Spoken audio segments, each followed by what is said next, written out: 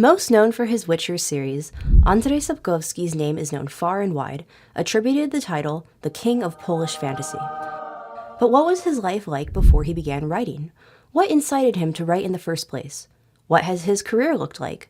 And how did all of this affect his literary works? In celebration of his 75th birthday this week, I wanted to dedicate a video to the biography and bibliography of author Andzrej Sapkowski. From his debut in Fantastyka magazine to his Witcher Saga, Hussite Trilogy, and more, come along with me as I explore the story of the writer's life.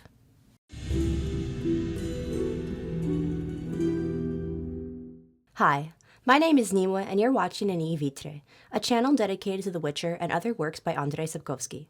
Today, I'll be taking a deeper look at the basis for it all, Sapkowski's life, times, and work. As a side note, please forgive my difficulties with pronunciation, as I do not speak Polish, but I am trying my best.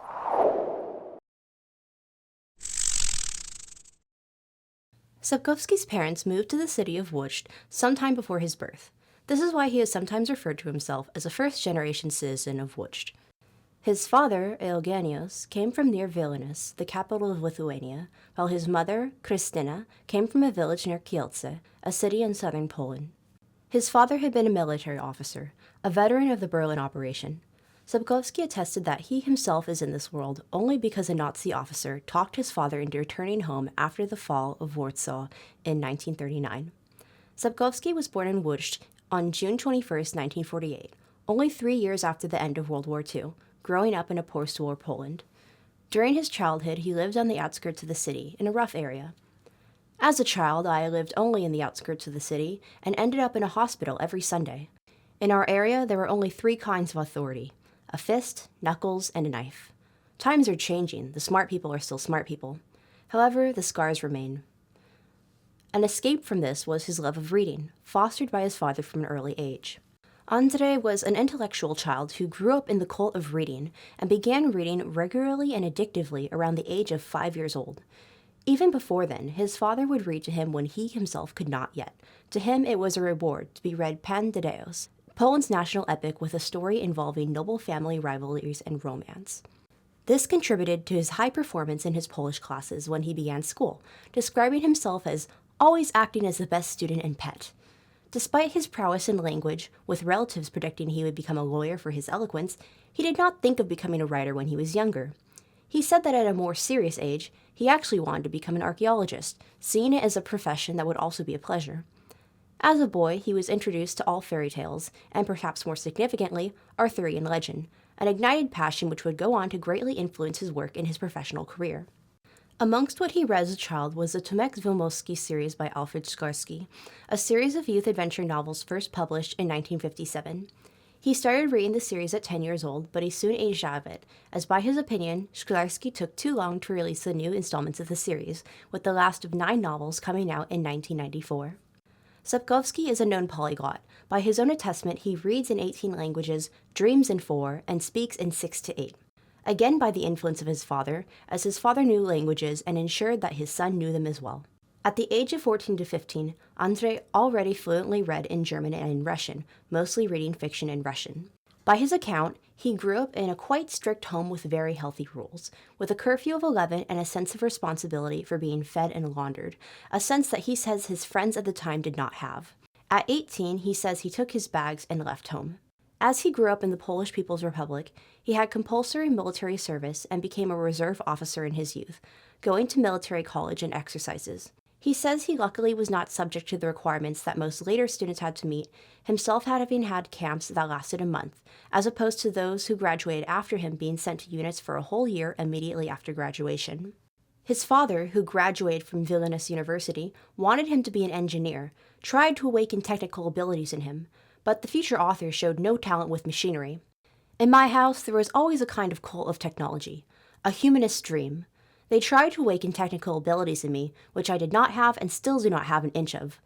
The only device I have no problems with is a meat grinder. Another account he gave prior to this one depicts his technical skills as even worse, as he described his relationship with his kitchen's meat grinder as such. Machines don't like me, and they show it to me in various, sometimes fanciful ways.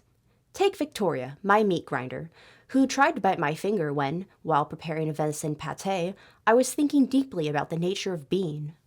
His father, though, proposed an alternative path of study for him, a profession he considered to be a sort of semi-engineer, and part of a new faculty being formed at the University of Łódź. The Faculty of Economics and Sociology, created in 1965 at the University of Łódź, provided Sapkowski a place to use his multilingual skills. It was reportedly a rigorous and difficult program, with an emphasis on language learning. Sapkowski recalled that it was possible to take makeup exams in other subjects, but if one failed the language exam, he had to transfer to another faculty. Sapkowski was introduced to fantasy, or rather reintroduced to fantasy, when, in 1968, he took a copy of Tolkien's The Hobbit from his then-fiancée's bookshelf. The engagement fell through a few months later, but he did not give her back her book. He loved the work, though at the time he did not have a well-defined view of the fantasy genre, thinking that there's only Tolkien in this genre, and that is where it ended. At this time of the 60s and 70s, he was more engrossed in science fiction, reading mostly from Russian authors. But his attitude towards fantasy would soon change. In 1972, he began to work in trade, and would continue to do so until the early 90s, first working at the national companies Skórinpex and later at Textilimpex. Łódź, as one may know, was developed around the textile industry during the first half of the 19th century, and in the latter half became one of Europe's foremost textile manufacturing regions. Sapkowski worked in the fur and textile trade, with importing and exporting raw materials as well as consumer goods such as clothing and shoes. During the 70s and early 80s, he began to travel extensively for work, and this is what truly got him into fantasy.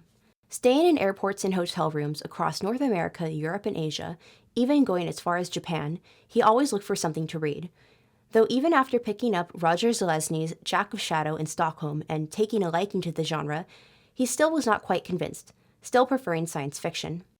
He admits that, at this time, he saw fantasy as either Tolkien and Ursula Le Guin, who had published in Poland and well-known since the 60s, or, on the other end of the spectrum, trash with swords, sperm, blood, dragons, and naked women on the cover, to which he thought such literature could not be good.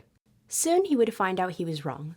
During a business trip to Amsterdam, he read Ursula K. Le Guin's Sea series, and later Marion Zimmer Bradley's Myths of Avalon.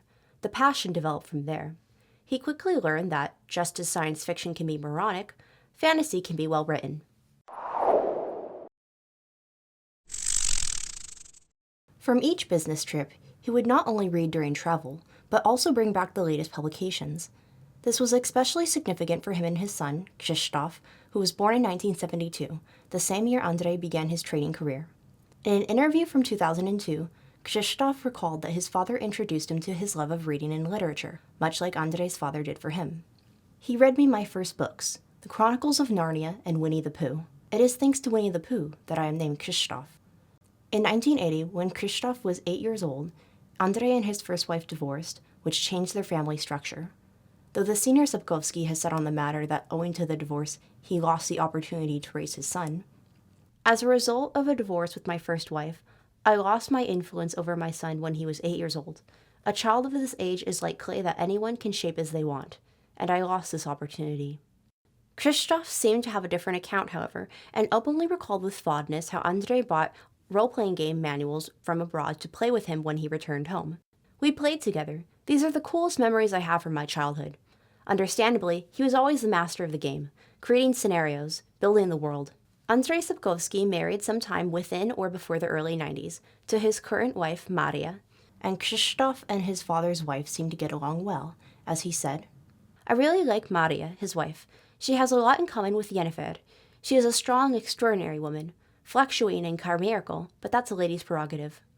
In his adulthood, Krzysztof also became a translator and writer, a poet. In 1997, the publishing house Biblioteca published his anthology, Orchid for Lilith, which contains over 30 poems. He wrote under the pen name Katarzyna Frene, an emanation of his personality.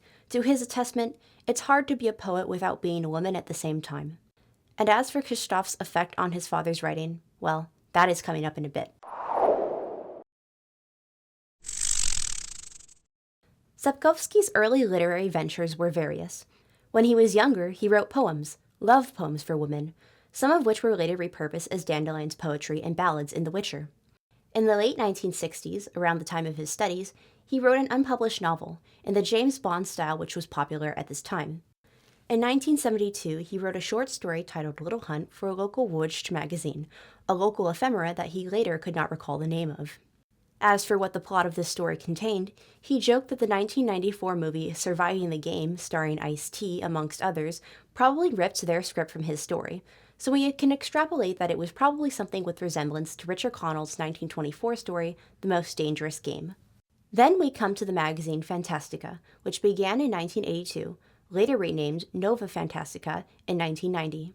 It is widely known that Sapkowski's original Witcher story was published in Fantastyka in 1986, but even earlier than that, in 1983, they published his translation of Cyril M. Kornbluth's The Words of Guru, a short story with a sinister tinge about a boy fostering his innate magic powers. Sapkowski recounts on the topic of his translation that, "There was a funny story with this.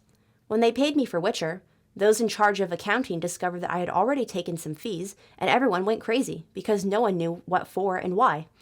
Mysterious young debutante Sapkowski, no one knew me there at the time, is listed in the books of Fantastica? How come? Haha."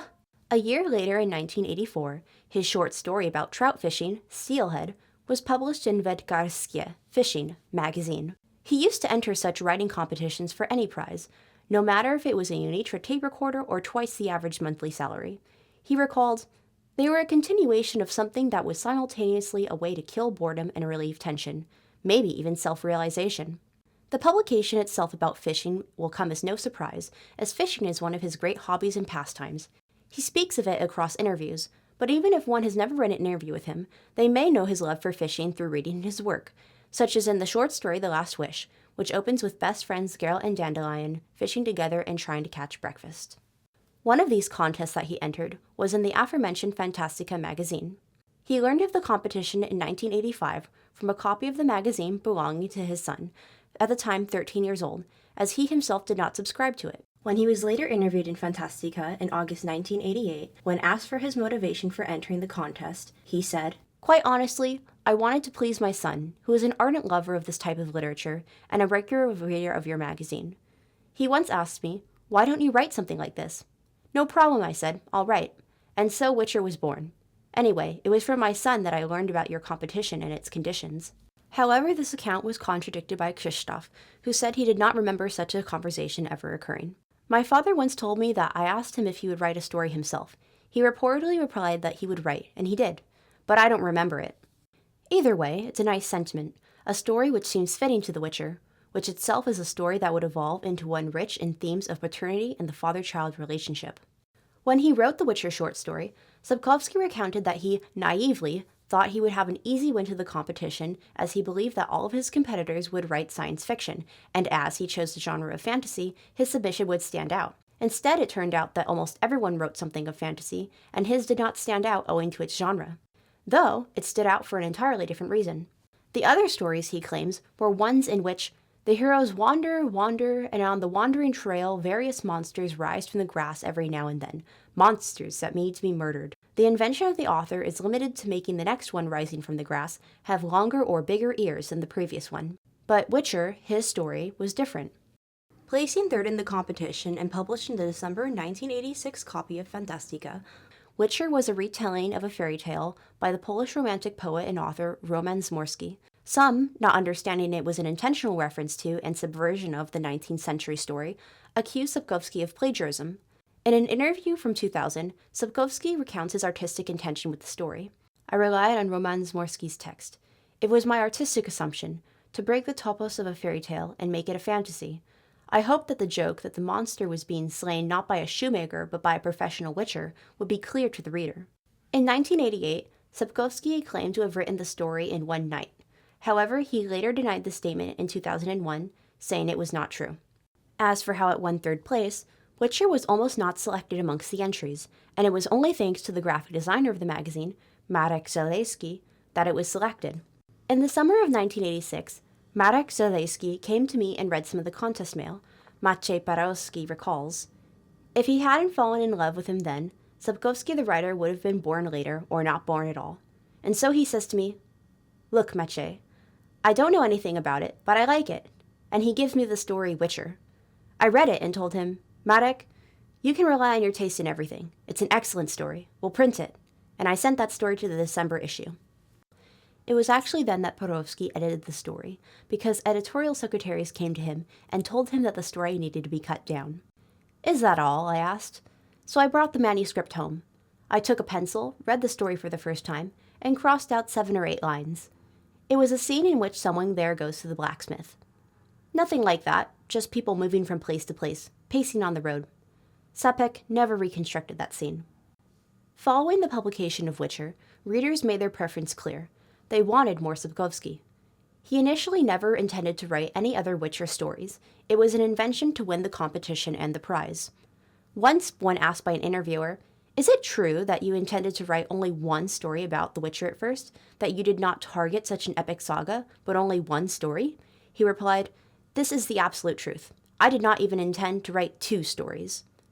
In actuality, the fact that Geralt survives his encounter with Ada at the end of the story was a stroke of fate, as Sapkowski had originally intended to have him die at the end. When I wrote this first story, I abandoned my original intention, to kill the main character. Because I wasn't thinking about starting the series at the time, I wanted the Witcher to die at the end of the story. It is clear, however, that the story initially moves in this direction. Had I kept this intention, there would have been no Pentateuch or film at all, but somehow towards the end my hand trembled, and I let my character go free. He cited the incentive to write the second story as vanity. It's good when you are caressed. After Witcher, it was very interesting and pleasant to read letters from the editorial offices. They beg, ask, more, more. Vanity. It caresses like an old cat. He says, I created Witcher specifically for the contest, and it was a typical contest story. It was made in such a way as to ensure my success, or at least winning one of the rewards. Just like that, get the money and run. I did not expect such tremendous feedback from the readers, nor that I'd even continue this literary game. Back in the day, I had such a hobby, the sudden urge to send a short story to the contest. The theme wouldn't matter. What mattered was the demand from the readers. Back then, fantasy was already spreading in Poland, but it wasn't an epidemic yet. The market for such literature was appearing slowly. My strike, so to speak, was aimed very precisely, but I didn't expect it to land with such a thud, and in the middle of the target, too. Sapkowski was working on the makings of a fantasy novel during this time, but when he received the interest of Fantastica, he scrapped the idea of a novel format and used the pieces to instead create the short story Road of No Return, published in August 1988 in Fantastica. This story was initially not related to Witcher at all, but rather incorporated into the canon at a later date. From the introduction of the story, published in his Malady anthology, the esteemed reader needs to know that at the time I was trying to conceive a fantasy novel, that I was collecting various fragments of it, creating situations, characters, scenery, etc. And 2 important things happened. First was how unexpectedly well Witcher was received by readers and fans. The second was to realize that short stories you can publish in Fantastica, but no publisher will take a novel by a Polish author debuting in the genre. You need to think soberly and realistically. When Fantastica pressured a young, promising new author, kindly asking the young and promising for a second short story, the young and promising thought realistically, and without much thinking, without regret, cut the pieces of the planned novel to the size of a short story, and thus, the Road was created. The story at the beginning was not supposed to be connected to the cycle about the Witcher Geralt, because I wasn't planning such a cycle then, not in my wildest dreams. In addition to Road of No Return, he continued to write stories to be published in Fantastica, and the demand of fans grew. In March 1989, A Grain of Truth, and in 1990, The Lesser Evil and A Question of Price. And that's when things began to get interesting. In an interview from 1993, Sapkowski reflected on how the story, world, and relationships between characters developed. If we compare them chronologically, the timing of the short story's action did not develop linearly. They were different times, and just as the worlds were different, the threads did not follow chronological order, and at first it didn't matter much. The problem of time appeared with the second collection of short stories, Sword of Destiny, which inevitably began to merge into a logically developing whole. The greatest confrater of Sapkowski at this time was Maciej Parowski, a fellow writer, essayist, and translator, and later the editor of Fantastica. It was Parowski who noticed the rising action, and it was he who gave Sapkowski the idea for the character of Ciri, the Witcher Geralt's daughter. Sapkowski recalled, Maciej Parowski, the editor of Nowa Fantastica, after reading the short story A Question of Price, exclaimed, Jesus Maria, how nice it starts. Now the baby will be born, and it will be. It's a pretty nice piece. This opinion was also shared by one of the fans and myself, although I was not prepared for it. Wait a minute, I thought. A lot of time must pass in the presented world. A child must be born and then grow up to be able to talk about introducing a new hero, or rather heroine, to fantasy. It was clear from the beginning that it was a girl, and it was Parowski, interesting, who came up with this idea. There was also the character of Yennefer, Geralt's lover, or ex-lover and lover again. In late 1991, the story Bounds of Reason was published in Fantastyka, in 2 installments, one in September and one in October. I must wonder where it was cut into. While I don't have any confirmation for this thought, I think perhaps the cliffhanger in the story was an intentional play on words. As in this story, a bridge breaks, and Geralt and Yennefer are left hanging from the cliff. If the story was cut there, it would be quite a clever joke.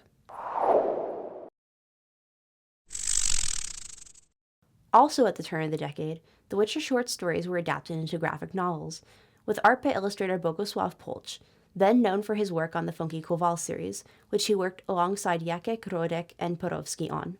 This is the first adaptation of The Witcher, and probably the only adaptation which Sapkowski has had personal influence in, even though it is to say, not very much.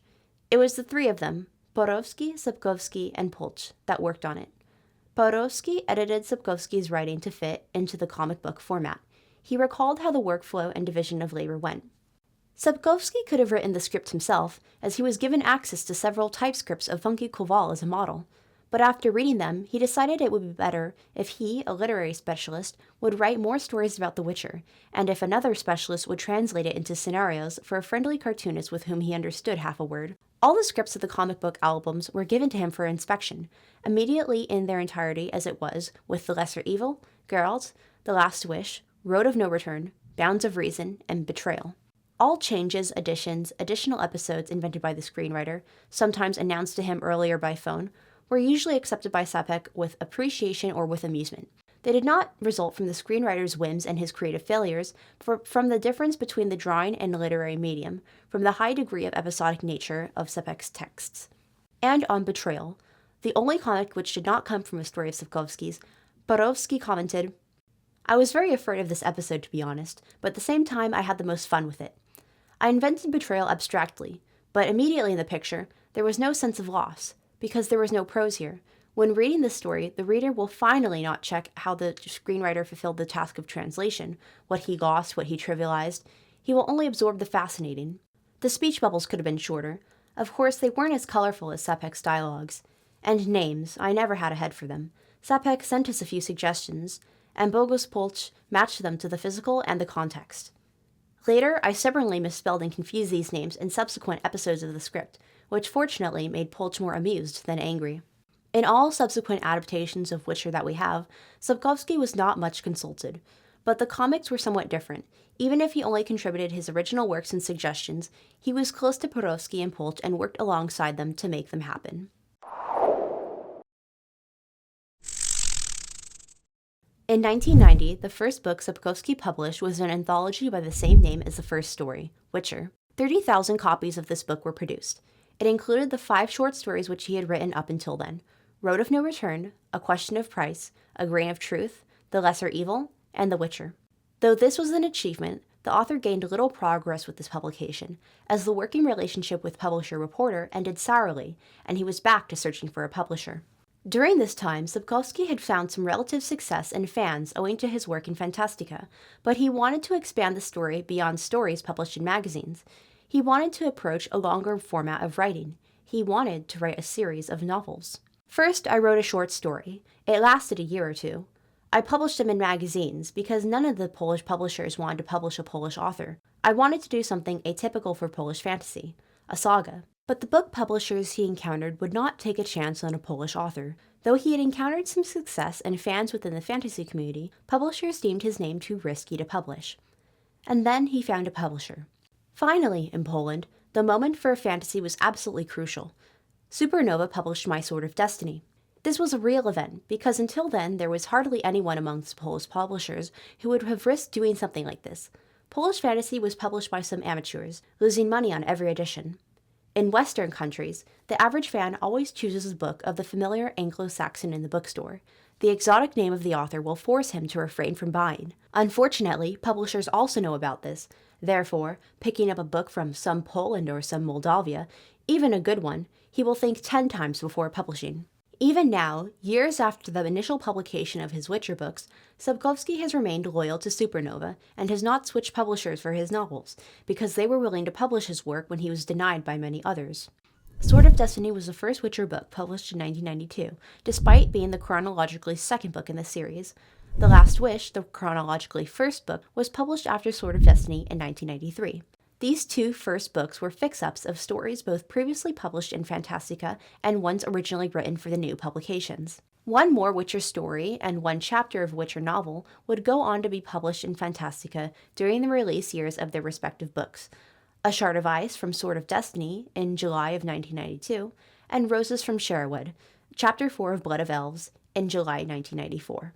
At the time that his Witcher novels were being picked up, the textile company Sapkowski worked for at the time went bankrupt. This tracked with the economy of the time. As an article titled Łódź, the problems associated with restructuring the urban economy of Poland's textile metropolis in the 1990s, published in the journal Urban Studies in September 1992, states, when the communist system collapsed in 1989, the city was still dominated by its Eastern-orientated textile industry. Despite a number of advantages, the city is nonetheless faced with overcoming a number of serious problems in the quest to restructure the local economy during circumstances of economic and political flux affecting Eastern Europe in the early 1990s. The city is therefore in the unenviable position of requiring to combat decades of underinvestment and neglect with a program of urban refurbishment and revitalization in an age of bankruptcy. Though local democracy has been restored to Poland's civic life, local government finance mirrors the poor financial state of the national economy. When asked about his decision to become a full-time writer, Sapkowski made care to note that the national company going bankrupt was the major decision-maker for him. I explain, however, that I did not quit my job, but rather the work of me. The company that I worked for went bankrupt. So the decision was to look for a new job, or just write. To bring things closer in time, it was the moment of writing the first part of the Witcher pentalogy, when Blood of Elves was published, that I was already a full-time writer. However, it was not an easy decision.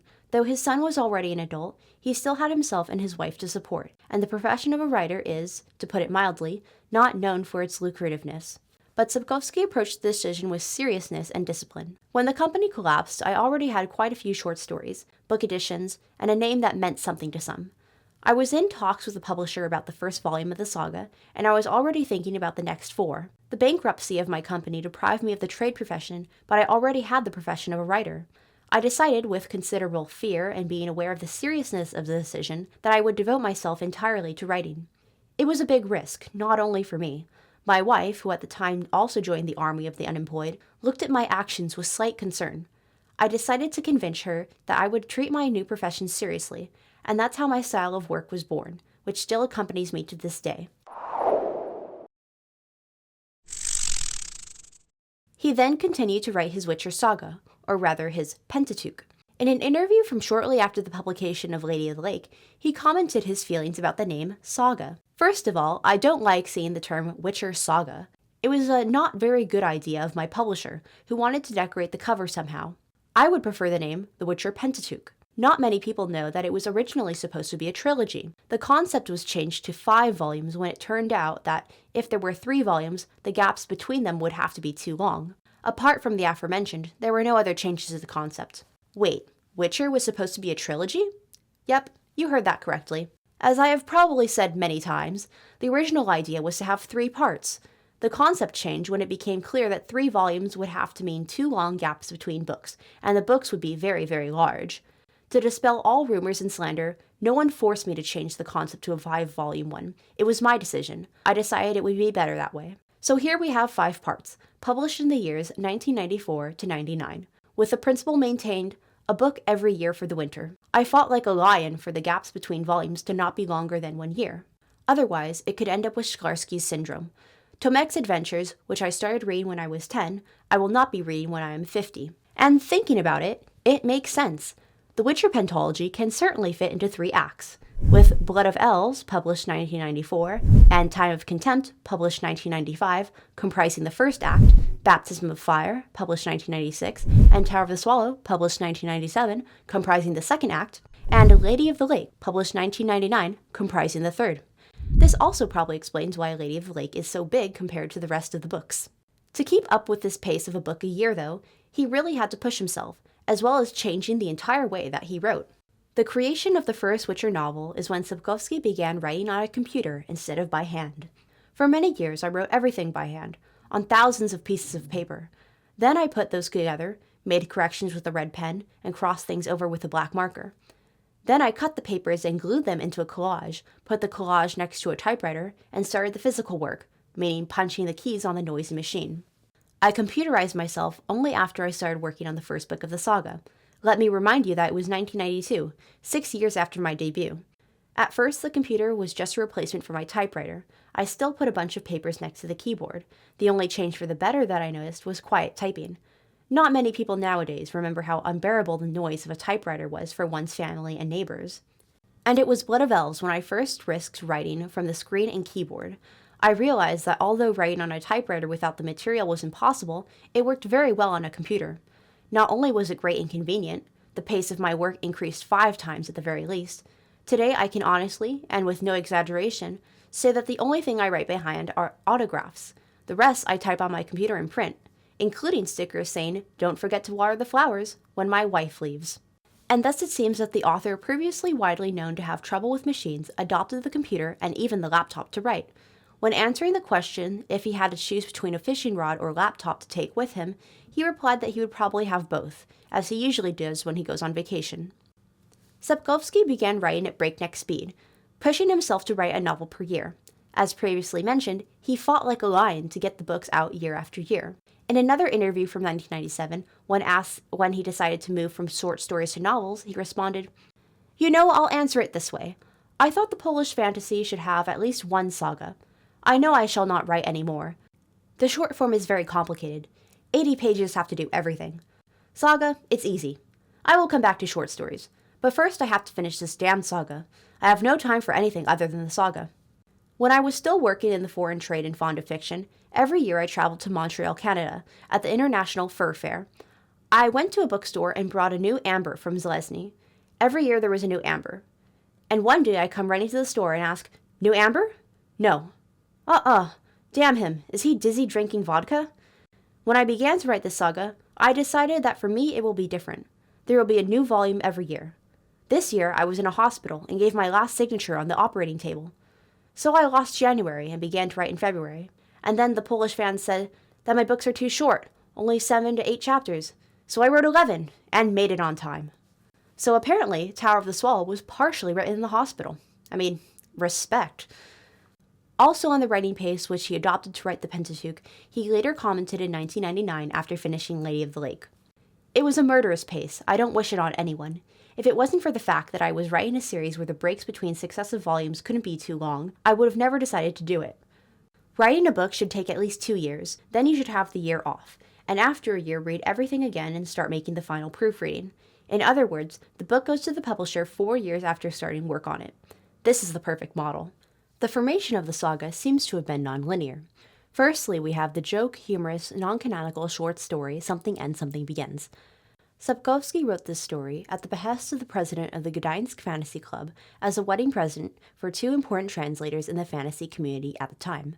The story was written at the end of 1992 and published in 1993 in the club's fanzine Red Dwarf, which marks its publishing date in between that of Sword of Destiny and that of Blood of Elves. Though it is non-canon, the story is about the wedding of Geralt and Yennefer, and seems to take place after all has settled, after the events of the saga have occurred.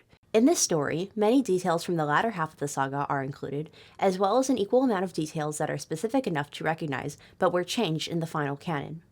Characters, character deaths, specific imagery, and place names from the saga all show up or are referenced in this short story from 1993, so they were evidently all in the works before Blood of Elves had even hit the market.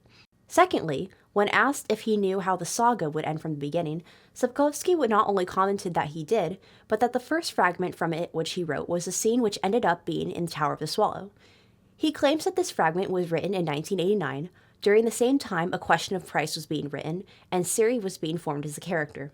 After a long digging in the depths of my memory, I calculated that the first fragment of the saga was written the year when the famous Krakon and Polcon combined with Eurocon were held. I don't remember what year it was. 89, I think. Probably, yes. And that first fragment was a fight scene between the rats and Bonhart. However, when the first fairly complete plan of the saga was created, I already knew its ending.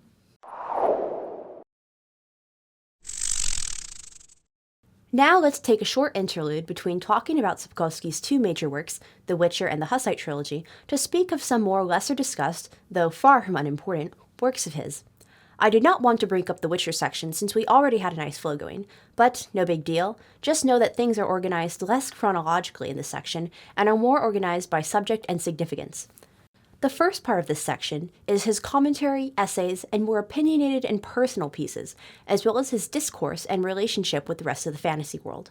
Firstly, beginning in 1994, Sapkowski had a column in Fantastyka magazine, continuing into 1996 and writing over 20 entries in total. This column was characterized by more of his personal humor and wit than anything, as he discusses fantasy, writing, and other various topics of choice. For instance, some of these are reviews, such as the What's Up, Sir, in Fantasy series of columns, which serves as a review guide for the reader. Travel, as you know, educates. I recently missed Amsterdam, a place I haven't been to for a long time. It would be a bit of an exaggeration to say that I visited the old corners. I actually only visited one old corner, namely the American Book Center on Kalverstraat. This bookstore probably has the largest selection of fantasy books in Europe, and there I made the so-called field research, aimed at examining what is new that has recently appeared on the market of this very nice genre. As much as I could, I wrote down, and what I noted, I hereby share. Let's start with what is already partly known on our market. They're written in a conversational tone, and sometimes include advice, though more often he is just joking with reader. Though this one, titled Nomen Est Omen, is his advice for coming up with fantasy names and avoiding ones that sound stupid, part one of a few writing advice columns. I assume that these words will be read by only a small group of girls and boys considering fantasy writing who have not yet been swayed by my previous enunciations about the genre and derisive remarks about those who try to write. Some must have waited patiently, rightly suspecting that I was taunting and sneering only to suffocate the centaurs of competition in the zygote and tear off the heads of the hydras of competition. They waited for my uncontrollable chatter to make me finally spill out, reveal secrets, spill secrets, and then, ha! Yes, folks, it is. The patient were right. Here is part one of the most serious guide for young fantasy authors. In this column, he even discusses film, fantasy films in particular. Here he discusses adaptations of fantasy works he'd like to see in the future. So what will be the cinematic future of the genre? I pose this question perversely, for I have no idea what it will be. However, it looks like the fantasy film will have to wait a while for its Blade Runner. I would like to see such a film made. And what else would I like? I would like Tolkien's trilogy, made by Spielberg and Lucas, with Warwick Davis in the role of Sam Gamgee. I would like The Mists of Avalon, filmed by Ridley Scott.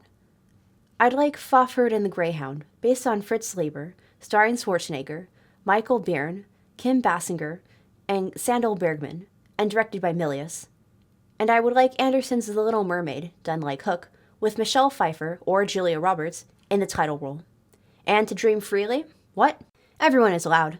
Well then, I'll tell you what else I'm dreaming of. Kevin Costner as the Witcher Geralt, in the same costume as in Robin Hood. Not to mention that killer scarf. By the way, yes, Kevin Costner was Sapkowski's ideal cast for Geralt, as he's mentioned quite a few times in interviews over the years. This one is probably my favorite, titled Cat Magic. Note that Sapkowski overwhelmingly loves cats, and has stated many times that he adores them and their nature. This column is about the relationship between cats and writers, and cats in fantasy. The cat never bowed down, never allowed himself to be tricked, over-transmitted, over-controlled. Tame the cat? Who was supposed to do that? A human being? Laughable. The cat is a being higher in the hierarchy of nature. How could anyone in their right mind dare to claim that it was a stupid miller who had Puss in Boots? For anyone familiar with the fairy tale, the clear fact is that it was exactly the opposite. It was the cat who had the miller. The cat coexists with man according to its own rules and principles, which Homo sapiens was forced to accept back in prehistory, when the first cat, the one who walked his own way, decided to bestow the honor upon man and allow him to live in the same cave. During this cohabitation, man more than once, and more than twice, tried to subjugate the cat, to impose authority on it, with poor results. Not only did the cat not allow him to impose authority, but did not even agree to an equal partnership. And so it went on. Until the man took a flat scrap of basalt in his lap, after much thought, sweaty as hell, scratched at it with a bone. Once upon a time, a woman went on a mammoth. And from that moment on, the cat accepted the writer, and he liked him, with reciprocity.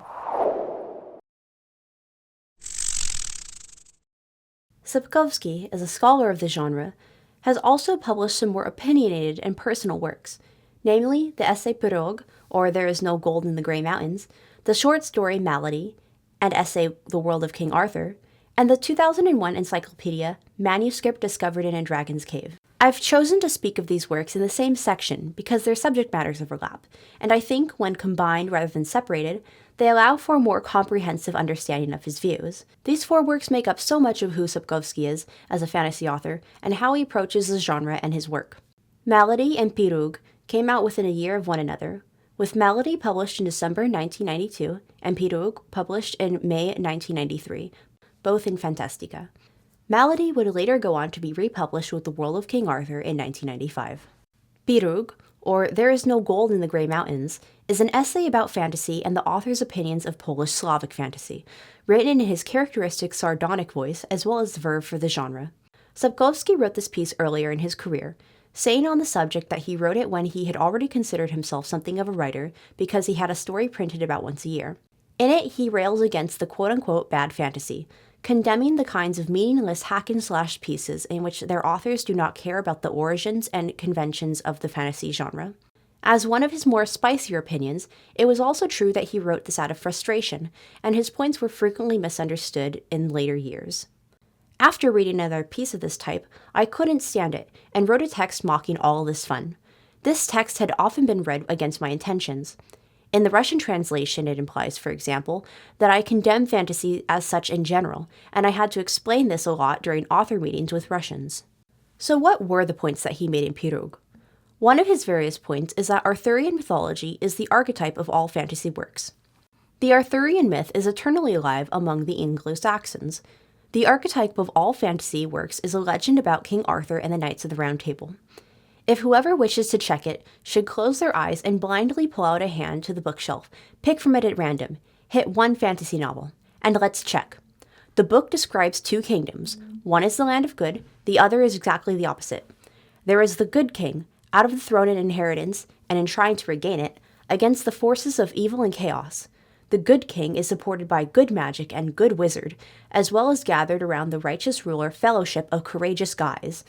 However, for the total victory over the forces of darkness, wonderful artifact, a magical object of unprecedented power is necessary. This object, in the power of the good and order, has integrating properties and peaceful use. In the hands of evil is a destructive force. This magic artifact has to be found before it falls into the paws of the eternal foe. Though he concedes that it would be a simplification to draw exact one-to-one character parallels between Tolkien's Lord of the Rings and Malory's La Morte d'Arthur, for instance, he emphasizes his opinion that the entire fantasy genre is based around an Arthurian legend. But no way not to notice the similarities in the deeper layers of both of these works and the fact that the whole fantasy genre exploits the Arthurian myth in one basic way, in the leitmotif of the forces of good and progress, represented by Arthur, Merlin, Excalibur, and Round Table, and the forces of darkness and destruction, personalized by Morgana, Mordred, and the powers behind them. The legend of Arthur has become not just an archetype of the fantasy genre, it was also a field to show off for authors that wanted to creatively exploit the myth. Following this, he takes the piss out of his contemporaries in Polish fantasy, criticizing the state of the genre in Poland at the time and the ignorance of the conventions of the genre. Of course, the fantasy craze could not bypass Poland. The appearance of fantasy in our country, however, coincided with a certain breakthrough in the field of culture, consisting in the complete abandonment of the arduous process of reading, in favor of easier to use and perception of video watching. Fantasy came to us mainly in the form of terrifying video crap. The total ignorance about the canon of the genre that we have here did not stop the native authors from attempting to write fantasy made in Poland. Starting from the seemingly correct assumption that basing on archetypes is backward and old-fashioned, the authors of the younger generation took pens in their hands, and so it happened. I am ours, familiar, Slavic Pirog, future and hope of fantasy, and, in just a matter of time, a new cult saga, an epic fantasy, the Great Pirogadia, the tale of the expedition of Pirog to the Strigais, will be born. Oh, Wado, Wado, Gupawo. And what is Conan, Jed Sparrowhawk to us? What is to us the Fellowship of the Ring? We have homemade warriors, with names, of course, equally homemade. Zbirog, Birog, Koche, Poche, Zagraj, Zaboj I Pozamiete. The translator, not me, noted that these names are ridiculous. Roll in the grave, Tolkien. Cry, Ligon. Rub your lips helplessness with jealousy, Eddings. Tremble with envy, Zelesny. Jesus Christ, man. All right. Fantasy is the domain of young authors in Poland, young by age and seniority, and damn, it shows. Our fantasy is a set of uncoordinated and poorly glued together pictures, infused with fascination with physical violence and sex. Both fascinations are infantile, understood, and infantile described. But because they are aimed at the infantile reader, they find applause and popularity. Both the author and the reader live in this ecological niche in a full symbiosis. Unfortunately, I repeat, in the case of fantasy, there is no knowledge of the canon. And that's why we don't have fantasy that compete with Tolkien, Le Guin, Jack Venk, Patricia McPhillip, Donaldson, or Eddings. We have, say, splatter, gore, fuck, and puke fantasy. Are we looking for escape and adventure, quest, solidarity, and friendship of the hero team in fantasy? Are we fascinated with the nobility and integrity of the heroes, insurmountable attributes contrasted with evil? Do we want to dream that not the bicep, not the fist, and not the cold steel, but the nobility, tolerance, and forgiveness triumph in the fight for justice? Does Frodo's behavior towards the defeated Saruman fall into the category of some Polish archetype? No, it doesn't fit. And thus this is our fantasy. Hand, leg, brain on the wall. A sword stuck to the guard. Snap, tripe. A wicked man for torment, and there I quote, blood spurted and the marrow dripped. Yum yum. Nice dreamy vision. The land of our dreams. Despite the humor, his point is that not knowing of or viewing the foreign roots of the fantasy genre with reproach makes for the creation of poor quality guts and blood fantasy. To make something that can compete with Western fantasy, one needs knowledge of the canon, which of course is something that he has in spades. There are, of course, many other points made in this essay about postmodernism, anachronisms, and more, but I find this one to be the main takeaway as well as the part most relevant to discourse about his Witcher, specifically the community's ongoing discussion of Slavic fantasy and identity. And in case you were wondering, but isn't Witcher Slavic fantasy? Well, that's a conversation for another day, as it cannot totally be defined by its author's opinion, as it's also about the impact and meaning that it has for its readers. But, according to the author at least, he did not intend for it to be. There is also an interpretation that Jamkiewicz once told me in an interview, that the key to the success of The Witcher were the Slavic elements contained in it. I agreed then, intimidated, but to this day I cannot understand what Slavic there is, except maybe that I used the plot of the story about the Striga. You may have noticed Sapkowski's knowledge and commendation of Arthurian legend, and this is evident in his interest in works. Those who have read the last book of his Witcher saga, Lady of the Lake, whose Arthurian associations are evident from its title, will know of Sapkowski's affection for the subject. But it goes deeper than a few references. The short story Malady, originally published in Fantastyka, is a retelling of the myth of Tristan and Isolde.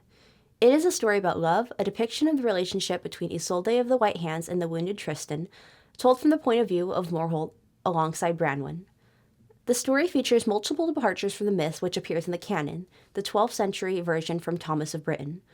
The main difference is an especially interesting reversal of expectations for Isolde of the White Hands, who is more of a tragic and innocent character here than in the story of the canon. She and the other three main characters are suffering from love. Her for Tristan, Tristan of Isolde of the golden hair, and Morholt and Branwen for one another. It's a terrible sickness, this love, carried on Branwen, also looking at the sails. La maladie, as they say in the south, on the mainland.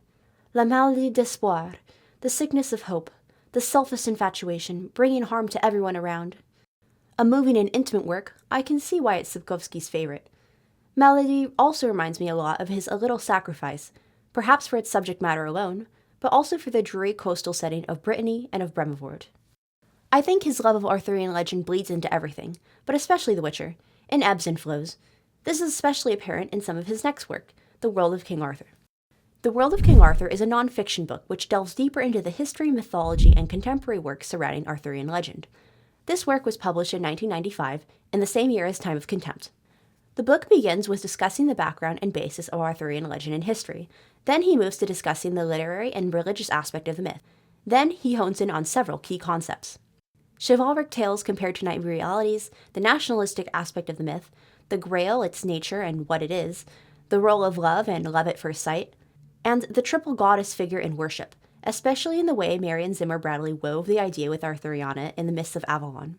Finally, Sapkowski provides the reader with a who is who encyclopedic version dedicated to figures and objects from across Arthurian legend. I believe The World of King Arthur is a particularly valuable work of Sapkowski's, not only for its informational quality, but also as a way to understand his other works, particularly Witcher. I found some of what he has to say in this book to relate heavily to the themes and ideas present in the saga. If you've read The Witcher, listen to these next few excerpts and think about how they relate. A son, a child, symbolizes rebirth, in a better, ideal form, in the form we might have had life not tainted us. And what's more, a son is the redemption of sins. I think Grail is woman. In order to find it and get it, to understand it, it is worth spending a lot of time and effort. And that's the moral. Galahad, having achieved the highest goal, together with the miraculous vessel, the Grail, leaves the sinful veil for eternity. Hope has gone with the Grail. The symbol and center of the spirit has disappeared, and without the spirit, the temporal world, the world of chivalry, the world of Arthur, these worlds must crumble to ashes and dust. I know that some prospective fans of The Witcher tend to ask, what should I do before I read The Witcher? What do I need to know before I read it? My answer, if you're up for it, this book. You're looking for The World of King Arthur. Just, Ciri, Grail, woman is Grail. Okay, just saying. Manuscript discovered in a dragon's cave, published 2001 and updated in 2011, is a guide to the fantasy genre. In the work, Sapkowski discusses the history of Western fantasy, informs the reader of authors, concepts, and creatures which define it, and outlines the fantasy canon with works he considers essential to the genre. Originally, he listed 85 works comprising the fantasy canon, and 10 years after publishing, he amended it with 15 more works to make a list of 100 works total. He wrote this work for both readers and non-readers of fantasy, to help bring understanding and visibility to fantasy literature.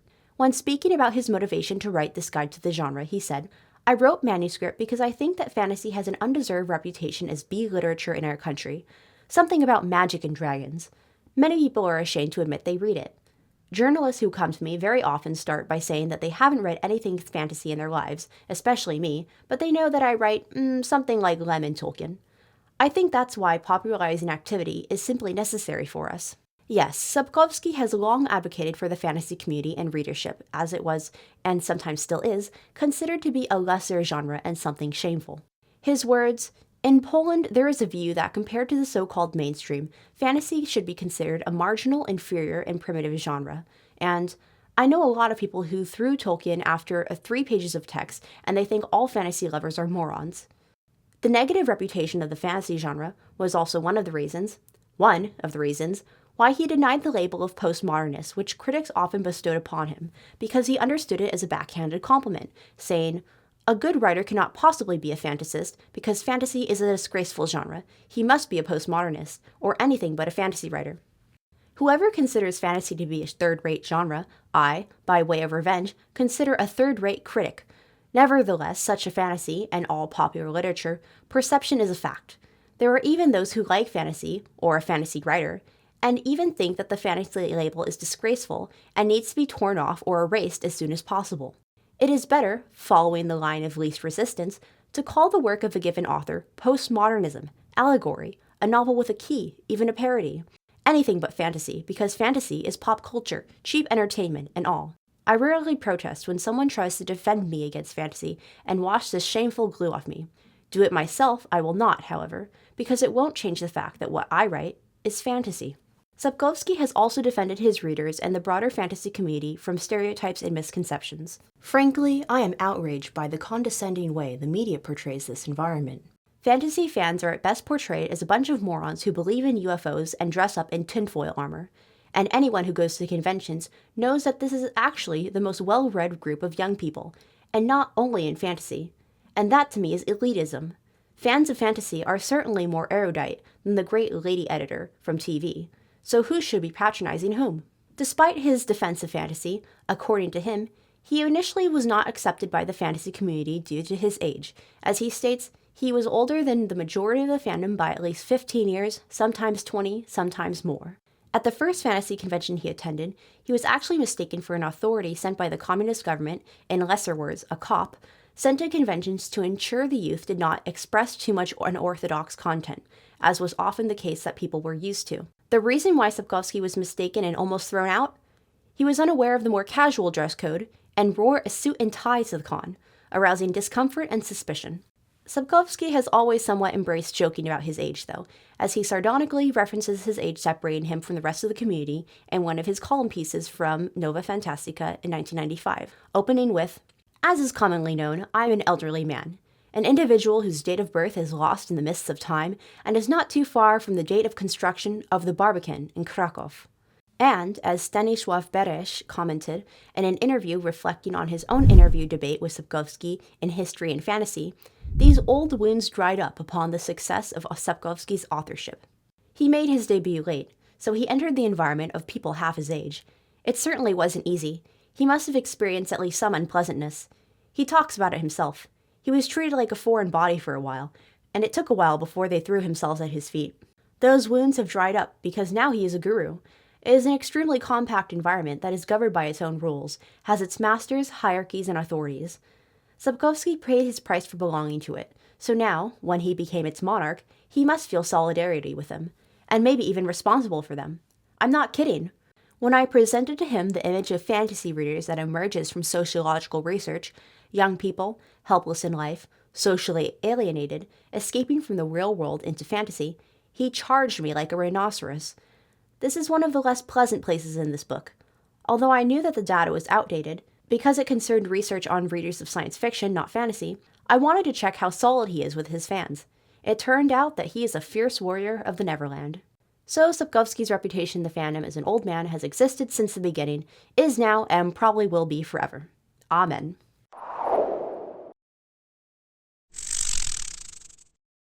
Now, the second part of this section is about Sapkowski's other short stories from both the 90s and 2000s, not yet mentioned. Here they come, a lightning round. Musicians, published in the Alternative Visions anthology in 1990, is his first attempt at writing in the horror genre. It's a story about a town haunted by the past murders of pets and a detective coming to investigate. Here you can see his sympathy for cats arise once again. Ten Deradai, published in the magazine Phoenix in 1992, is another horror story. It is about a young girl named Monica, a bit of a nerd and decidedly a not pretty girl, who becomes obsessed with the Middle High German poem Under der Linden. She comes into contact with and awakens great powers within herself, and I'll leave it there.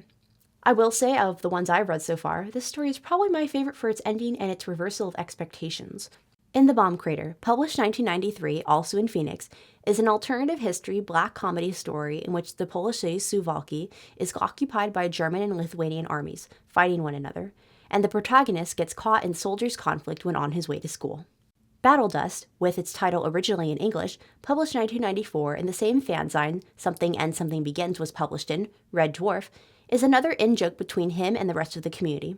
It's a sci-fi, a space opera, and was written to confuse his fans with a red herring, pretending that he will drop Witcher to write a space opera. A funny joke because he has said that he doesn't even like the space opera genre, as it is not a genre that makes him enthusiastic, with its laser rays and all those things. And in 1997, we have Golden Afternoon, published in the 13 Cats anthology, a retelling of, or messing about with, the story and history of Alice in Wonderland, told from the Cheshire Cat's point of view. Sapkowski said in an interview in Spain 2008 that he sees this one as indisputably his best written story from the cold professional point of view. However, Malady is still his personal favorite, as we probably could have guessed. In the 2000s, he also wrote the following short stories: Mischief Creek Happenings in 2000, a horror fantasy set in colonial Massachusetts during the Salem witch trials about a girl accused of being a witch and the men who were after her. Spanienkreuz from 2007, a story set in the late 1930s in Nazi Germany, dealing with Nazi war crimes during the Spanish Civil War. Eye of Yrrhedes is a book of materials to set up a pen and paper role-playing game, published in 1995. There is a wonderful Reddit post on the Old School Renaissance subreddit about this work from user Raphael Sadowski, whose editorial I will quote to give you an idea of how the book works, as I myself wouldn't be able to comment on the complexity of game features. The Eye of Yrrhedes is a very extremely simple game. Sapkowski focuses mostly on the method of the game, the playstyle more than rules, an approach I'd eagerly call OSR-like. In long, often fictionalized paragraphs, he tries to explain the idea of a game of imagination to a Polish reader for the first time in history. Let me try to translate for you some such passage from the very first page of the book. Thursday, 5:30 in the evening. Tele-Express just ended on TV. Outside, a tram rumbles by. 2 floors below, a neighbor is drilling holes. You and 3 of your friends sit around a table. Smoke from a huge fireplace stings the eyes. The light is dim, scarcely lit by oil lamps. Ale is frothing inside clay mugs. A murmur of voices around. The inn is full. A group of dwarven miners sit around the next table, playing dice after a hard day's work at the silver mine. Warmth. Weariness. Don't sleep, Corvin, says Arabelle, slamming against the table with the pommel of her dagger. She means you. I'm not sleeping, you answer. I was lost in thought. So yeah, most of the time, Sapkowski again and again tries to make sure everyone understands the basic features of a role-playing game. He mentioned many times that the game is supposed to simulate reality and that the game master is tasked with making the game fair. It's worth mentioning that Sapkowski, being a writer and storyteller, didn't do a great job building the game or making it approachable. Even the character creation process is fictionalized while breaking the fourth wall at the same time, which makes the rules somewhat lost in narrative. Returning to my own commentary, the motivation to write the guide was for players of Advanced Dungeons & Dragons in the 90s. Sapkowski himself ran a few advanced D&D campaigns during this time. And, noticing there was a need for materials, he wrote his own version. However, by the time it was published, the market had greatly opened up and it was not as needed as it once was. There was a strong group in Łódź that played Advanced Dungeons & Dragons. I had contact with them, and then a thing was created that was a textbook for people who couldn't go to America to buy it for $100. People were forced to create systems and adventures themselves. Eye of Yrrhedes was written for such people. Unfortunately, the book wasn't published until everyone had played the RPG and could buy whatever manuals and dice they wanted. He had a similar account when presented with Eye of Yrrhedes on a separate occasion. No, I don't call it a game, and absolutely not the Sapkowski system. This is a kind of textbook for those who have come into contact with RPGs and lack knowledge on the subject. There is one downside to this book, but a serious one. 10 years too late. I also made a serious mistake. I did not foresee that the supply would meet the demand so quickly. I thought that RPG materials and accessories would be unavailable and expensive for a long time. It was supposed to be the Eye of Yrrhedes for them. Unfortunately, it backfired for obvious reasons. Another note, I'll point out that the illustrator for this work and for the publication of A Shard of Ice in Fantastyka was the same, Jarosław Musiał. Alright, so that's pretty much it for this section. Now, from a footnote in his career, on to his magnum opus, his Hussite Trilogy.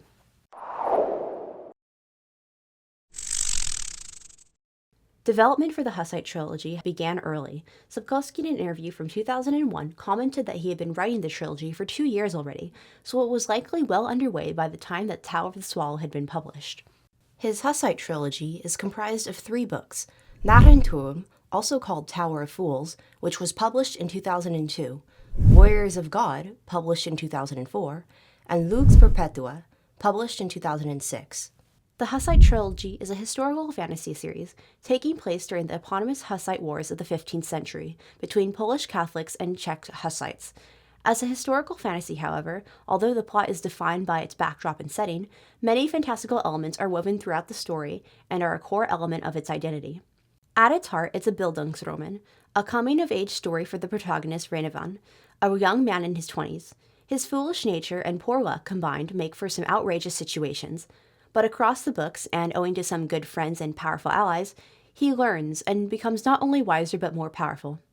It's not only a story of war, but one of love, revenge, mystery, and all the other hard-hitting elements which make a story captivating. When asked in 2015 about his statement once that he does not consider the Witcher saga to be the work of his life, and if there is any work that he considers as such, he replied, "It's not easy to answer this question. Perhaps I would call my tour de force the Saga of Renovan. Recently, the audiobooks were released for it. I listened to them and said to myself, no, I can't write anything better. This is my best. But maybe I'm wrong. We should always strive for more, so I hope that my best book is not written yet." In this statement, he was likely referring to the Funopolis audio dramas, which I really recommend. They're very good. But what makes the trilogy his magnum opus? Because he had more time and experience to plan his trilogy, it became a very intricate and carefully set up work. Though he indeed planned the saga of The Witcher when he had to, Witcher was not planned from the start. The fact that Witcher was even given a chance to exist and grow as it did was a complete stroke of continued luck. This is possibly most noticeable by the fact that for the Hussite Trilogy, there are no short stories, only tightly wound and fastly paced books. 3 books, the form that the Witcher Pentateuch was originally supposed to take, with 2 years per book, not 1 year. With the Hussite Trilogy, Sapkowski simply had more control, more ability, and more time, which makes for a very well-crafted work. Additionally, for the trilogy, Sapkowski committed himself to external research about the historical period he was working with. The trilogy is chock full of historical, literary, and mythological references, as the characters themselves are learned and well-versed in the Western literary canon. Sapkowski seems to take great pleasure in writing intellectual characters, as one could say he also did in The Witcher, but now with the ability to make real-world references, draw from the literary sources, and use multiple languages. His usage of these skills to create metaphor or deepen the meaning of the work is well done, and in turn, the work celebrates his defining characteristics as an author. The trilogy has been described as Sapkowski at his most Sapkowski, and that is entirely accurate by my book. His writing style is defined by his own erudition, his knowledge of the genre, and his passion and love for the skill and medium of reading and writing, and by his interaction with the reader. On the topic of engaging with the reader through his work, he said, "I write primarily for myself and so that I am entertained by my own text, that I like every sentence. Of course, I make sure that the text is attractive. I often use dialogue, because it makes the books very lively, and besides, it makes the pages not densely written, but full of light, and thus encourages reading. I also like to use repetition, which gives the prose a certain rhythm. In my opinion, what counts in writing is not ideas, but individual words, their character and associations they evoke. Working on a text is nothing more than a careful choice of words, a return to scenes that have already been written down, and their careful editing. I never give up phrases or associations that amuse me just because the readers might not understand. I think that even if some of my jokes escape the attention of some of them, it does not prevent them from understanding the whole book. However, I like it when readers or reviewers of my books decipher the allusions and jokes contained in them. Then I have the impression that we are participating in a joint game." Through these references and allusions, Sapkowski weaves deeper meaning into his work, almost like leaving notes and clues for the reader as they go along. It adds an extra layer of engagement to the work, causing his own author's presence to live immortally in the text, even though he himself is not present as a character. I'll now dedicate some time to discussing his newer novels of the late 2000s and early 2010s. Viper is a historical fantasy novel, published 2009, which takes place during the Soviet-Afghan War in the 1980s. The protagonist, a Soviet soldier, has powers that are unlocked by the presence of a mythological golden viper, whose presence lets him see and experience past and future invasions of Afghanistan.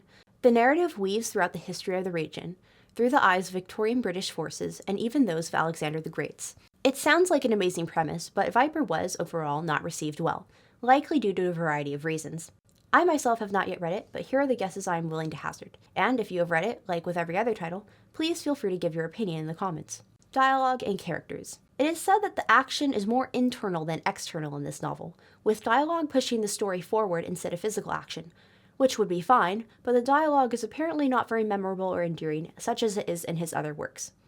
Sapkowski also faced criticism that the protagonists of his book were Russian soldiers, certainly a strong decision facing reasonable question.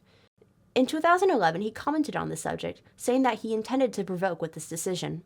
Oh, with Viper in Poland is another story. The magazines wrote, "The heroes of the new book by Sapkowski are Russian soldiers. This was unheard of, the sensation that I made the Russian soldier a main character. However, I knew perfectly well what the reaction would be, and I wrote it consciously to stir this hornet's nest." Too technical. In the Goodreads page for Viper, this is probably the most common complaint, that they could not make it past long descriptions of Russian tanks and artillery. A review from 2013 says, "Forced myself to finish this book just out of respect for my beloved author, wondering the whole time what the hell happened to him in his storytelling. This book is full of useless numbing army detail, has no characters to get excited about, and the main story could be reduced to 10 pages. As a shift away from the fantasy genre, Sapkowski was throwing his readership into contemporary tragedies and politics.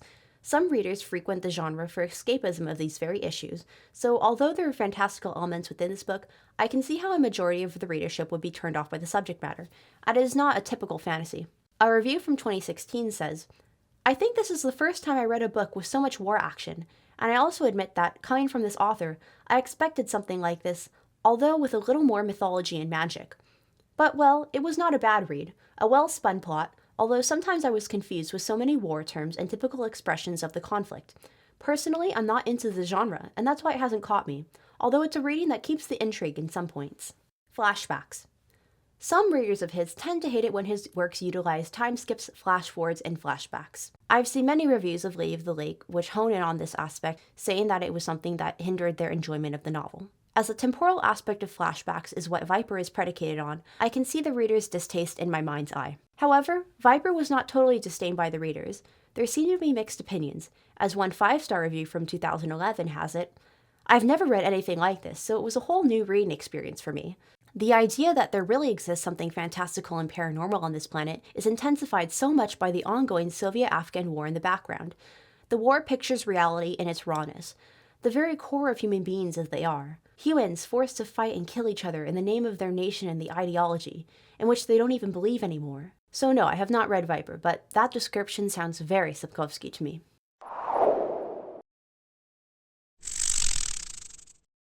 Season of Storms is a mid-quel novel in the Witcher series published in 2013, more than a decade after the ending of the saga. Chronologically, the novel takes place in between the short stories. The main plot revolves around Geralt losing his swords and trying to track them down, but there are also many various subplots and backdrops to the novel. Sapkowski used multiple unfinished ideas to create Season of Storms, ideas that would not have worked on their own. And he made them into a novel, because short stories are harder work for less pay. In 2015, he commented that the reason he left the short story format is financial. "I get paid more for novels. To write a good short story, you need 6 months of work, and I will not earn much money from it. A novel would require a year or two, but I will get paid very well for it." So it turns out that there is no point in returning to short stories. It's unprofitable.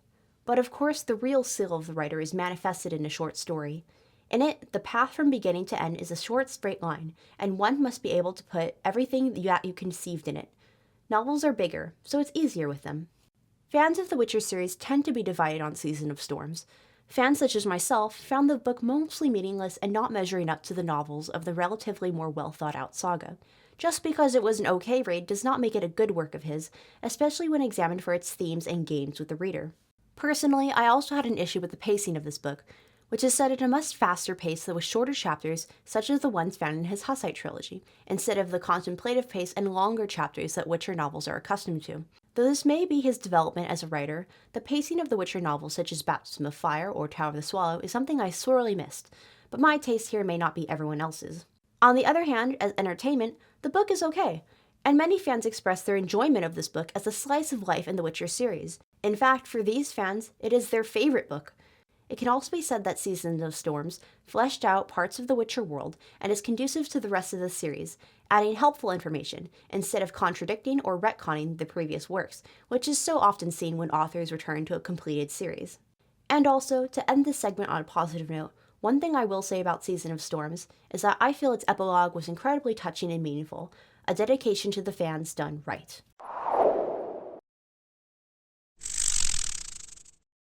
During my research, I also came across a few works which were then mentioned to be in the works but have never received updates or publication. Here's what I came across. In 1998, when asked, "Is there another Melody?" Sapkowski responded, "I wish I could, it's my beloved work, but it lingered for a long time before being published. Now it is already bidden into this literary world of ours. I plan to write stories about Uriah and Ariadne and Theseus."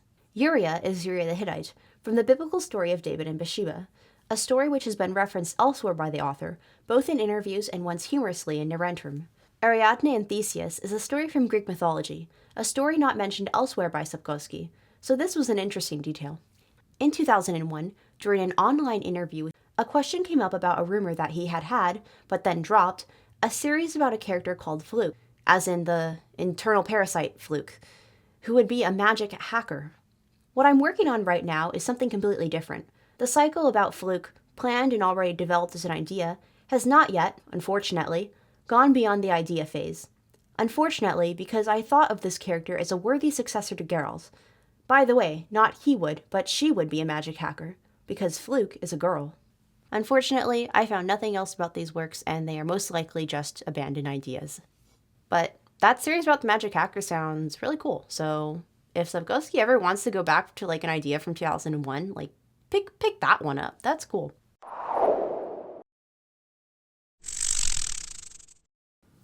In recent years, Sapkowski has been less active, mostly giving interviews at conventions and book fairs rather than publishing new. Well, after that long bibliography, one can see why the man might want to rest for a bit. In 2017, The Witcher was adapted into a musical by the Musical Theatre in Gdynia, and he was present for the premiere of the show. Andzrej Sapkowski, zapraszam na scenę.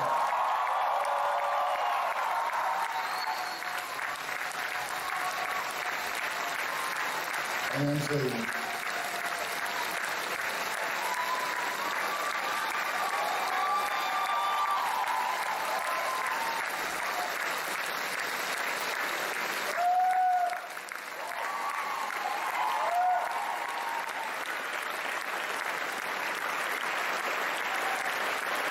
Andzrej Sapkowski.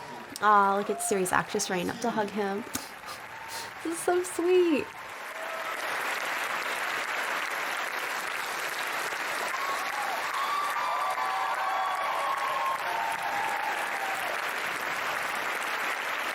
Zespół Teatru Muzycznego, Andzrej Sapkowski i nasza publiczność. Dziękujemy Wam bardzo.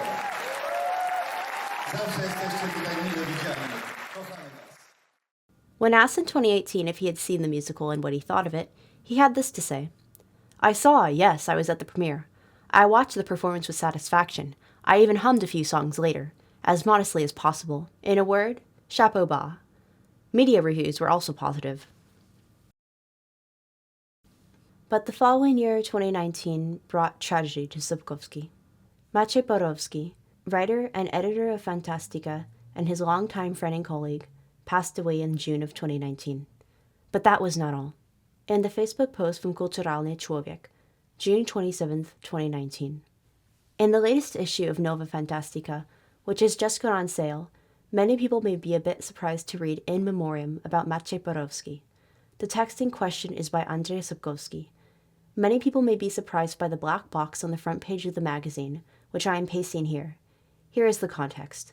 While we were mourning the loss of Maciej Parowski, another extremely sad news reached us about the death of Krzysztof Sapkowski, Andrzej's son. Nowa Fantastyka has lost a reader to whom it owes more than we could express, because more than 30 years ago it was Krzysztof, a reader of Fantastyka, who persuaded his father to write a story and submit it to our contest. We would like to extend our deepest sympathies to Krzysztof Sapkowski's family. It so happened that after Maciek's death, it fell to me to contact Andzrej Sapkowski about a short memoir that we would include in Nowa Fantastyka. Andzrej Sapkowski agreed, and after a few days we received the text, a very warm one. However, also containing this. June 2019, Maciek is gone, and my son is gone. After reading it a few times to make sure our eyes were not wrong, we confirmed. A few days apart from Maciek's death, Krzysztof Sapkowski, Andrzej's son, died. To lose a colleague, and then at the very same time, the death of your child, your only child, there are no words. And not even a year later, we would also hear of the death of Bogusław Polch, who died in January of 2020. So, in the past few years, Sapkowski has dealt with several deaths of those close to him. I will not be prying into the matter out of respect for his privacy, but I wanted to mention this matter as it relates to this video. Despite the tragedies a few years ago, Sapkowski seems to remain himself, and this year, 4 years later, he seems to be doing all right. He was at the International Book Exhibition in Taipei at the beginning of this year, and spoke a little bit on the state of the genre, imparting optimistic words to his audience. Fantasy literature will not lose its popularity. There will always be an immortal group of readers who would die for fantasy. Thanks to them, the genre exists so beautifully, and a whole lot of writers. There will always be new readers. At author meetings, I don't see anyone in the room who lived when I was born. These are usually people who were born after my debut. There are more and more of them, year after year. It's all going, you can't say it's slowed down, and I've sat on top of an ivory tower. No, it's still evolving. Readers will always be, and books will always be. Nothing can change that. And it is true. Writers and their stories live immortally in the hearts of fans, a revolving door of fans that will always read them. Additionally, next week, it is said he will be attending the Witcher Fest in Łódź on the 24th and 25th. So if you're in Poland, if you're in Łódź, go check it out. I don't know, I think tickets sold out though, so you might not be able to get in at this point. But I'm assuming we'll hear about anything interesting that happens at Witcher Fest after it happens. I made this video because Sapkowski has had a profound effect on me as a reader, for multiple reasons. In one interview, he commented, "It happens that people ask me about my mission, about my vocation. If you can talk about something like that at all, for me it is a contribution to the fight for readership, for language, for culture. All noisy words, hums, like running water, but there is something to it. If it is thanks to me that someone who has never read reads a book, then I have a sense of mission accomplished." At almost every book signing among people who come from an autograph, there is also someone who asks, "Sign for me for my son, because, he doesn't read anything, but he reads you." Mission, for God's sake. I was brought up and lived in the cult of reading. The greatest reward for me was when my father read books to me, because I myself could not yet. I read this account and smiled somewhat wryly, because I found myself in that statement, along with many of my fellow fans. I think almost every week, or even every other day, someone posts on r/Witcher, "I didn't like reading before, but I couldn't put The Witcher down," or something like this. My story is that I had already enjoyed reading, but lost touch with it for a while during my adolescence. I was busy reading for school, and I had little motivation to seek out something rather than what we read for class. I was interested in reading something like fantasy again, but was too intimidated to make the transition between children's, YA, and adult fantasy. When I picked up The Witcher, I was not expecting it to hit me so hard. I was expecting to read a couple of short stories and then put it away. But in the narrative about Geralt and Ciri, I was entranced by this modern tragedy, cinematic in its writing, set against a backdrop of war, and charismatic and funny at the same time. The Witcher challenged my expectations, not just on the fairy tales and tropes it inverts, but also what fantasy looks like.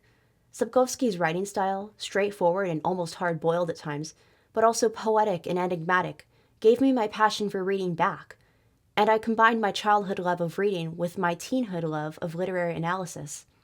For a long time, I also felt foolish and admittedly embarrassed that fictional universes and worlds meant so much to me. But reading Sapkowski's opinions on the genre, that all literature is connected, that fantasy readers are erudite, well, it feels like an encouraging pat on the head, and one that I admittedly needed. What's more, Sapkowski's knowledge and enthusiasm for the genre is infectious, in a good way, as he's spoken and written about his many, many, many influences, and even listed a clear view of the fantasy canon in his manuscript discovered in a dragon's cave. I now have a roadmap and a to-read list a mile long. In reading about Sapkowski's life and piecing this narrative together from interviews, articles, and publications across the past 3, almost 4 decades, I came to the realization of just how well everything fits together. I think that when people learn that Sapkowski was a fur trader before he submitted The Witcher short story, they react with surprise and amusement. I think it conjures the image of him in a Davy Crockett cap or something like this. But really, it's all connected. Sapkowski, born and raised in Łódź, a city built on the textile industry, worked for the fur and textile national companies. Owing to this work, he had to travel around the globe, which both influenced his worldview and brought him his love and knowledge of fantasy. It was only owing to this passion and acquaintance with the genre that his writing hit the target and became beloved. That, and a whole lot of luck, of course. But I think his life story influences his writing, perhaps even more than he is willing to admit. And that's why this video exists. I think his life story, though not yet complete, is one to be shared and celebrated, and known by the fans of his work and the readers of the fantasy genre. So, thank you for watching, and happy birthday, Pan Sapkowski. Thank you. Hi all, thanks so much for watching. I apologize for any imperfections, awkward translations, things I missed, or just general cringeworthy stuff included in this video, but I had rather do something imperfectly than not do it at all. I just found this story really important and I wanted to have it ready to share in time for our author's birthday. That being said, I'd love to hear your feedback, corrections, cultural context, corrected translations, and more, so drop a comment and let me know what you think. I'd like to hear your thoughts so I can improve, because I want to make more videos about The Witcher and other Sapkowski-related topics in the future. So subscribe and hit that notification bell so you'll know when I make a new video. Thanks for watching again, and I'll hope to see you soon.